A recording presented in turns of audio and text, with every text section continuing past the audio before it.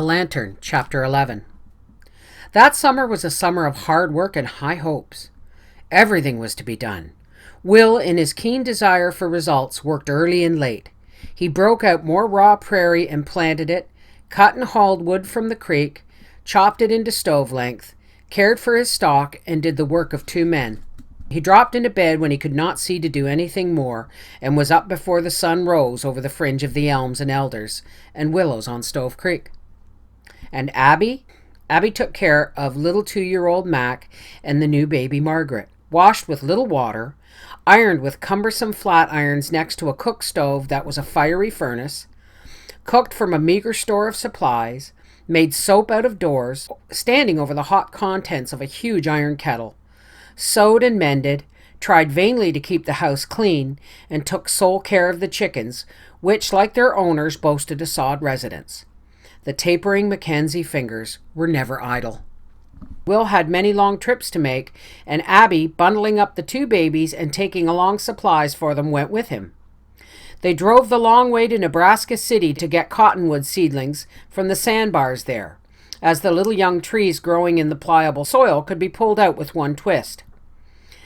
They left feed and water for the chickens, but took the cow with them, tying her to the wagon.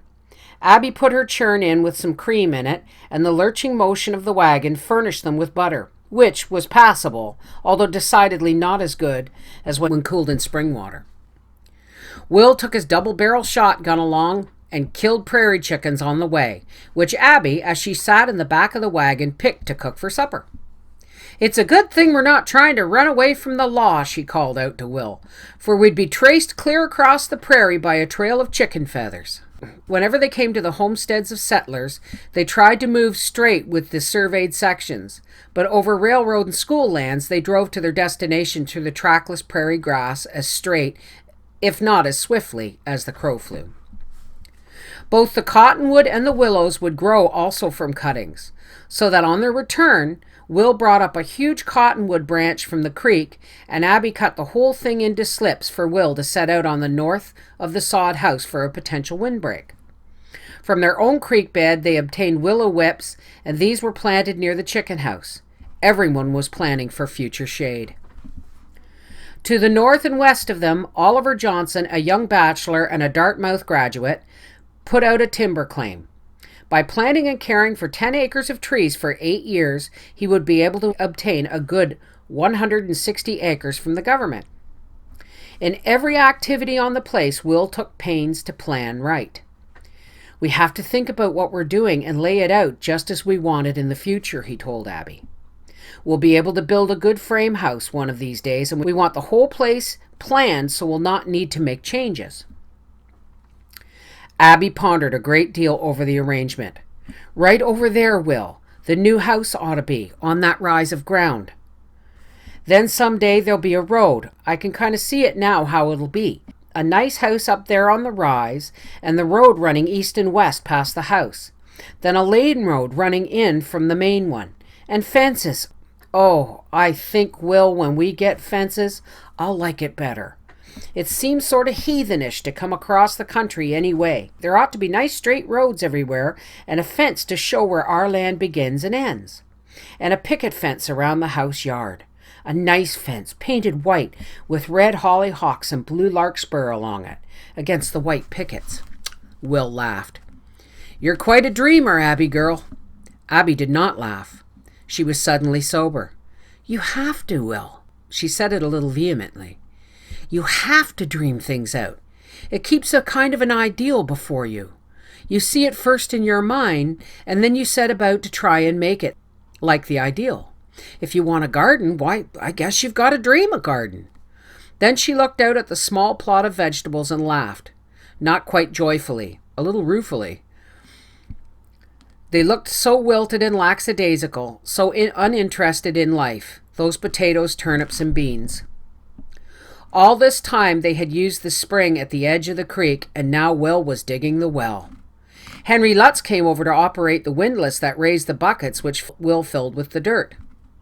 In the return for the work, Will was to assist Henry in the same way as soon as his own well would be finished. On one of the days of the well digging, Henry brought word that the Burlington Road had sent its first train across Missouri to Plattsmouth. It made the men feel good. Things were coming along fine, they told each other. On a later afternoon, Henry could not come. And Abby, as anxious as Will that the work should go forward, pitted her own young strength against the weight of the dirt-filled buckets. All afternoon, her face purple with the heat and exertion, she worked under the sun's fire and the wind's hot breath, only leaving her post to nurse the baby at her heated breast. When it seemed that she could not stand it longer, that through the perspiration of her eyes she saw only a torturous shimmering heat over the land, Will signaled to be pulled up. Slowly, painfully, exerting every ounce of strength she possessed, Abby wound the rope of the windlass.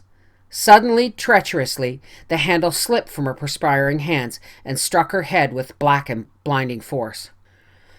When she came slowly back from the dark spaces of some vaulted cavern, she could hear Mac's wailing cry of "Mother! Mother!" as he bent over her and pulled at her fluttering eyelids. Could hear Will's faint and frantic call, "Abby! Abby, where are you?" She sat up and tried to recall just what happened. Suddenly remembering that Will must have been dropped back into the well with terrific force, he might be badly hurt. It gave her strength. She was up and calling to him. No, he was not hurt, was shaken a little, but nothing to worry about. And then Abby must go for help to get Will out. Over and over she cautioned little Mac to stay away, up by the house. Explained repeatedly how he must not go near the big hole. Then, bruised and bleeding at the forehead, she went across the hot prairie to get Gus, the fear of the horrible rattlesnake present with every grass-hidden step. There was no one home at Reinmuller's. Repeated callings brought no one from the dugout or rude sheds. Back to the Henry Lutz place she sped, where she found Henry and Sarah, who immediately hitched the team and brought her back in the wagon and rescued Will. Indians came through the community every little while in their struggling single-file way of traveling. They were said to be friendly, but the settlers could not trust them. Nothing ever filled Abby with so much fear as the sight of 2 or 3 unidentified figures appearing upon the horizon. And in August, when the news filtered into the community that a band of 10 government surveyors had been massacred by a band of Sioux under Pawnee Killer out in the Republican Valley, she felt that only a word from Will would be needed to abandon everything and go back home. Only a few days later, 4 of the fear-inspiring creatures stopped at the house and signified that they wanted eatables. They ate greedily of the pork and beans. Abby set before them, and when they seemed satisfied, coolly turned the remaining food into their dirty blankets and went over the prairie in their straggling single-file way, the poles of their teepees dragging from the scrawny pony's sides. It was late that same month that Henry Lutz came tearing up to the Deal Soddy on a horse. "Something's happened to little Dan," he called without dismounting. "We don't know what. Go over and stay with Sarah, will you, while I ride for Doc Keeney." Will hitched the horses hurriedly, and Abby got in with Mac and the baby, Margaret. When they started away, they saw Christine coming, so they drove back and waited for her. Sarah Lutz was frantic, her round rosy face drawn with fright. They had been pulling their cabbages from the weed bend of the creek to make kraut, she said. Dan helped a little, but about 4 he said his leg hurt. We told him to rest, thought he was just tired. He complained more about it after we got to the house, and when we looked at it, Sarah covered her blanched face with her hands. It was swollen, twice as big, and oh God, Abby, it's black. Doc Keeney came. He went into the little bedroom, and when he came out, his tired face above the grizzled beard was drawn, and his eyes grief-filled. He threw out his hands in a gesture of despair. "It's snakebite. I'll do what I can, but it's too late." He had whispered, but the words rang through the room, told through the house. Little Dan, with his sunny ways, to be a victim of the menace. They all waited there in the night, waited for death to find little Dan on the wild barren prairie. Such a little boy for death to find in the vastness of a new country. But it found him. Riding over the prairie with the wind that was never still, the white horseman found him.